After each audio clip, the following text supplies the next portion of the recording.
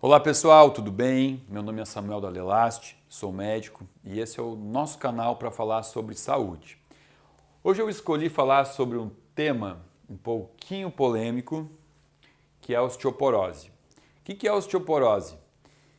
É quando o paciente apresenta um osso com baixa densidade e qualidade óssea, muito mais suscetível a fraturas. Isso é muito mais comum em mulheres, muito mais comum em mulheres e muito mais comum após a menopausa, tá? Qual é o objetivo do vídeo hoje? É fazer um alerta, porque a maneira como a gente tratou osteoporose algumas décadas atrás mostrou que alguns erros foram cometidos e que eventualmente a gente está perpetuando esses erros até hoje. Então vamos primeiro entender um pouquinho sobre o porquê que o osso vai ficando fraco. Eu vou botar aqui dois nomes feios. Eu vou escrever aqui, ó, osteoblastos e osteoclastos. O que são esses dois nomes? O tecido ósseo, ele fica sendo regenerado a cada minuto, tá? Você não nasce com um osso que vai te acompanhar para o resto da vida. Por exemplo, o osso que você tem hoje, ele é um osso completamente diferente do osso que você tinha 10 anos atrás. Com certeza absoluta não sobrou mais nenhuma célula daquele osso antigo. Por quê? Porque você tem os osteoblastos que ficam sintetizando tecido ósseo. Então eles servem para aumentar tecido ósseo. E para evitar que você vire um ser só de osso, com ossos largos assim, você tem o osteoclasto que come osso. Então vamos usar palavrinhas assim simples, né? Osteoclasto produz osso, osteoclasto come osso.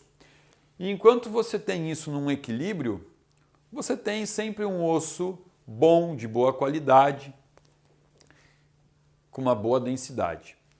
Bom, importante entender que os maiores estimulantes dos osteoblastos são, no homem, a testosterona e na mulher, a progesterona. Na mulher, existe um hormônio que freia os osteoclastos, que diminui a ação dos osteoclastos. Esse hormônio é o estrogênio, o estradiol, tá? Que é o considerado, chamado estrogênio tipo 2, estradiol. Então olha aqui, ó, vamos falar da mulher, que é quem mais tem osteoporose. Então na mulher você tem a progesterona como um hormônio que estimula o osteoblasto e você tem o estradiol como um hormônio que freia os osteoclastos, tá? Então a gente começa a entender por que é uma doença muito mais comum na menopausa, que é quando a mulher perde a progesterona, perde o estrogênio. Por uma lógica, né? Se ela está perdendo os dois, isso aqui tinha que se manter em equilíbrio ainda. Mas aí vem outra questão, vem a questão bioquímica do osso, falando de minerais e vitaminas, né? Não falando só da parte hormonal. O cálcio, sim, é o principal constituinte do osso. Então, quando eu falo de um osso,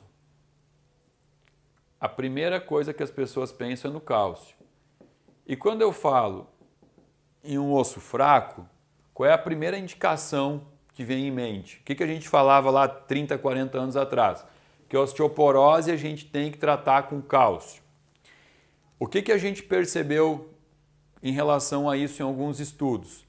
Que pessoas que tomam cálcio, simplesmente tomam cálcio, têm 6 vezes mais chance de infartar.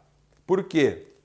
Porque o cálcio, ele não sabe que quando ele foi administrado, que quando você tomou cálcio, ele não sabe que o lugar que ele deveria ir é simplesmente osso e dente, que é os locais onde a gente gostaria que o cálcio fosse. O cálcio é usado para N rotas metabólicas, vai para N tecidos diferentes e acreditar que usar o cálcio vai ser simplesmente a solução dos problemas e que o cálcio vai todo para o osso, vai todo para o dente, é um pouco de ignorância, um pouco de ingenuidade acreditar nisso, tá? Por quê? Porque o cálcio que não foi para o osso, ele facilmente deposita nas artérias, formando o que a gente chama de aterosclerose, que são as placas ateromatosas.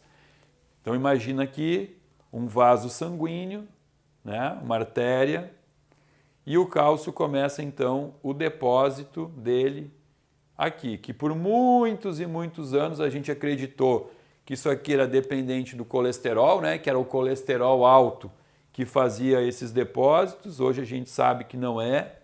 A gente sabe que esse depósito ele é feito a partir de uma inflamação. O último vídeo do nosso canal foi justamente falando sobre inflamação. Então a inflamação é o gatilho para que o cálcio que esteja aí sobrando venha aqui, se deposite e possa infartar você, tá? Então por isso que tomar cálcio, simplesmente tomar cálcio, não é inteligente e inclusive é perigoso. Bom, então Samuel, o que a gente tem que fazer aqui quando tem um paciente com o diagnóstico de osteoporose? Ou osteopenia, né? Osteopenia é o nome que a gente dá para aquela fase antes da osteoporose. Quando a densidade do osso começa a ficar um pouco mais fraca, a gente chama de osteopenia. Quando ela realmente fica com perigo de fratura, a gente chama de osteoporose. Bom, então a gente tem que entender, primeiro, que existe uma vitamina chamada vitamina D, que inclusive eu acabei de cometer um grande erro, porque eu ainda chamo de vitamina D, as pessoas ainda chamam de vitamina D, mas sabemos que é um hormônio, é o hormônio D. Por que é um hormônio? Porque ela vem do colesterol, ela é um metabólito do colesterol e tudo que vem do colesterol é considerado um hormônio. Então, vamos continuar chamando de vitamina porque isso ainda é um consenso, né? A vitamina D, ela atua de forma a aumentar a absorção de cálcio nas vilosidades do intestino. Então, quando você tem uma quantidade satisfatória de vitamina D, você vai fazer com que o intestino absorva, sim, mais quantidade de cálcio. Ou seja, cálcio que você ingeriu sob forma de suplemento ou que você ingeriu na alimentação, ele vai ter mais chance de entrar no teu corpo se você tiver maior concentração de vitamina D. A vitamina D atua só ali? Não. Ela vai atuar lá no rim, fazendo com que o rim tenha menos poder de excretar cálcio no xixi. Ou seja, olha que legal, a vitamina D faz o intestino absorver mais cálcio e faz com que o rim excrete menos cálcio, bote menos cálcio fora. Então aí já vem também um motivo pelo qual eu deveria sempre me preocupar não só com o cálcio, mas sim com a vitamina D. Bom, aí uma vez que eu tenho agora o cálcio sendo absorvido, foi para a minha corrente sanguínea, o que eu posso fazer para garantir que ele seja conduzido para os ossos e para o dente? Existe uma vitamina que por muitos anos foi chamado de fator X, né? O antigo fator X, hoje tem um nome chamado vitamina K2. A vitamina K2 é um subtipo dos 22 tipos de vitamina K que a gente conhece. A vitamina K2 ela funciona como um guia. Ela vai pegar o cálcio que está na corrente sanguínea e vai transportar esse cálcio até os ossos e os dentes. Então aqui já entrou mais uma vitamina importante no tratamento da osteoporose. E, além do cálcio, além da vitamina D e além da vitamina K, existe mais um que eu não posso deixar de falar, que é o magnésio, que vai entrar aqui como a chave para manter a vitamina D, a chave para manter o cálcio no osso. Porque não adianta eu só usar a vitamina D para absorver mais cálcio, usar a vitamina K para levar até o osso. Eu preciso garantir que o cálcio fique por lá. E o magnésio, ele é indispensável para isso. Então olha aqui como já ficou mais claro a gente entender, ó. Se eu consigo manter o equilíbrio hormonal dessa paciente através da progesterona, do estradiol, e eu conseguir manter a suplementação de minerais e vitaminas adequada para que o cálcio fique no osso, eu já começo a entender como deveria ser o tratamento da osteoporose. E eu deixei para o final, mas não é menos importante, o silício.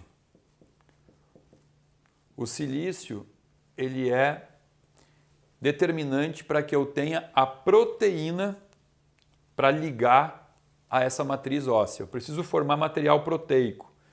E o material proteico, ele é totalmente dependente de silício e de aminoácidos. Aminoácidos esses que você pode buscar na própria alimentação.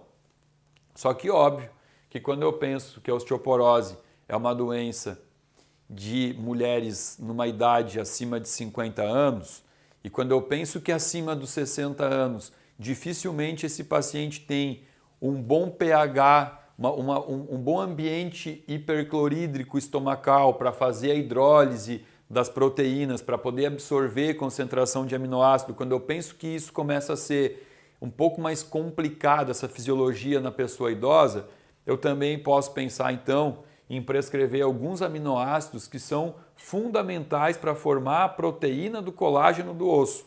Aqui entra a prolina, hidroxiprolina, alanina, né? Tem vários aminoácidos que a gente poderia citar como os importantes aqui, mas que aí é óbvio que tudo isso deve ser muito bem prescrito pelo seu médico, você tem que procurar teu médico, discutir sobre a tua doença para que toda essa orquestra que envolve hormônios, que envolve aminoácidos, vitaminas e minerais, seja prescrito de forma correta para você, levando em consideração a tua individualidade, levando em consideração a tua alimentação.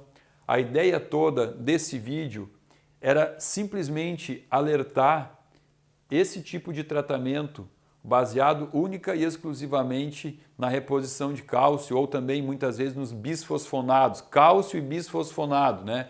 Tipo alendronato, que é um tipo de remédio que sim, ele aumenta a densidade do osso, mas muitas vezes ele não melhora a qualidade do osso, né? E isso fica meio ambíguo, porque, poxa, mas se aumentou a densidade, será que eu não tenho um osso de melhor qualidade? Nem sempre essa relação ela é correta. Por quê?